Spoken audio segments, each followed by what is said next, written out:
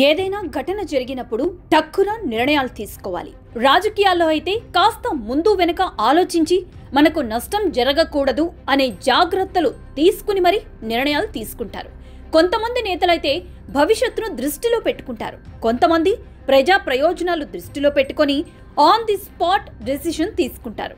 ఇలాంటి వారిలో ఎన్టీఆర్ ముందు వరుసలో ఉంటారు. రైతులకు ప్రజలకు మేలు జరుగుతుందని ఎవరైనా చెప్తే చాలు టక్కున నిర్ణయాలు తీసుకుని ఆఘ మేఘాల మీద ఉత్తర్వులు కూడా జారీ చేస్తారు. అలాగే ఎక్కడైనా లోపం ఉందని తెలిస్తే ముందు వెనక చూసుకోకుండా ఎలాంటి కఠినమైన నిర్ణయమైనా సరే తీసేసుకుంటారు. ఒకసారి రూపొందించిన బడ్జెట్ ముందు రోజే పేపర్లో రావడంతో తీవ్ర ఆగ్రహానికి గురైన ఎన్టీఆర్ ఏకంగా మంత్రివర్గాన్ని బర్తరఫ్ చేశారు. అందుకే టీడీపీ అంటే క్రమశిక్షణకి మారు పేరు కూడా. కానీ ప్రస్తుతం జరుగుతున్న పరిణామాలు పార్టీ సీనియర్ నేతలను కూడా కలవరపెడుతున్నాయి. తెలుగుదేశం పార్టీ జాతీయ అధ్యక్షులు ముఖ్యమంత్రి నారా చంద్రబాబు నాయుడు అంటే ప్రతి ఒక్కరికి గౌరవం. ఆయన మాటే ప్రస్తుతం వేదం. ఆయన చెప్పిన మాటను పెట్టిన రూల్స్ ని పార్టీ నేతలు కార్యకర్తలు తూచా తప్పకుండా పాటిస్తున్నారు కూడా. చిన్న సమావేశమైనా సరే, భారీ బహిరంగ సభ అయినా సరే ఆయన చెప్పిందే పార్టీ నేతలకు వేద వాక్కు.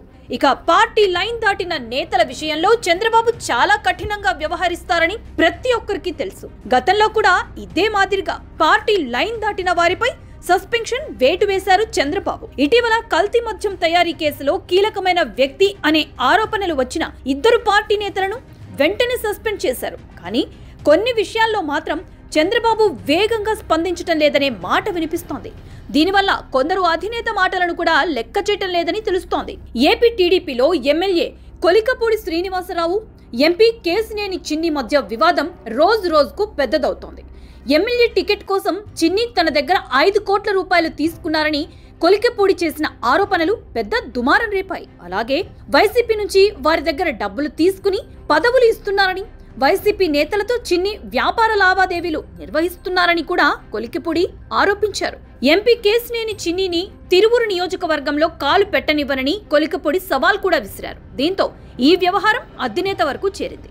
ముందు పార్టీ రాష్ట్ర అధ్యక్షులు పల్లా శ్రీనివాసరావు ఈ ఇద్దరు నేతలతో చర్చించారని భావించినట్లు తెలిసింది. అయితే దుబాయ్ పర్యటనలో ఉన్న చంద్రబాబు ఇద్దరు నేతలతో తానే స్వయంగా మాట్లాడతానని, అప్పటి వరకు సైలెంట్ గా ఉండాలని సూచించినట్లు వార్తలొచ్చాయి. దీంతో ఈ వ్యవహారం ఓ 4 రోజుల పాటు సైలెంట్ అయింది. ఇక ఏపీ తిరిగి వచ్చిన తర్వాత మొంతా తుఫాన్ పనుల్లోనే చంద్రబాబు మునిగిపోయారు. ఆ తర్వాత తన తమ్ముడి కుమారుడు నారా రోహిత్ వివాహ వేడుకల కోసం హైదరాబాద్ వెళ్లారు. దీంతో కొలికపూడి కేశినేని పంచాయతీపై దృష్టి పెట్టలేదు.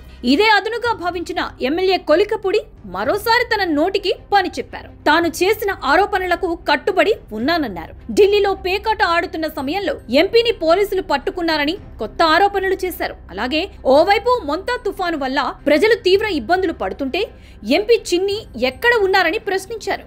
అధినేత నుంచి కార్యకర్త వరకు తుఫాను బాధితుల కోసం పనిచేస్తుంటే ఎంపీ ఎక్కడా అని నిలదీశారు. చిన్ని బండారం మొత్తం తన దగ్గర ఉందని కొత్త బాంబు పేల్చారు. ఓవైపు అధినేత సైలెంట్ గా ఉండాలని సూచించినా కొలికపూడి మాత్రం అవేవి పట్టించుకోవటం లేదు. ఇందుకు ప్రధాన కారణం కొలికపూడి వెనక సొంత పార్టీకే చెందిన ఓ బలమైన నేత ఉన్నారనే మాట వినిపిస్తోంది. అదే సమయంలో కొలికపూడిపై చర్యలు తీసుకుంటే తన సామాజిక వర్గానికి చెందిన ఎంపీని కాపాడుకునేందుకు ఓ ఎస్సీ పైన చర్యలు తీసుకున్నారనే ఆరోపణలు వస్తాయని చంద్రబాబు ఆలోచిస్తున్నట్లు తెలుస్తోంది. అందుకే ఈ వ్యవహారాన్ని చంద్రబాబు లైట్ తీసుకున్నారనే మాట వినిపిస్తోంది. ఈ విషయంలో ఏం చేయాలో తెలియకే చంద్రబాబు సైలెంట్ గా ఉన్నారనే మాట ఇప్పుడు పొలిటికల్ సర్కిల్లో వినిపిస్తోంది.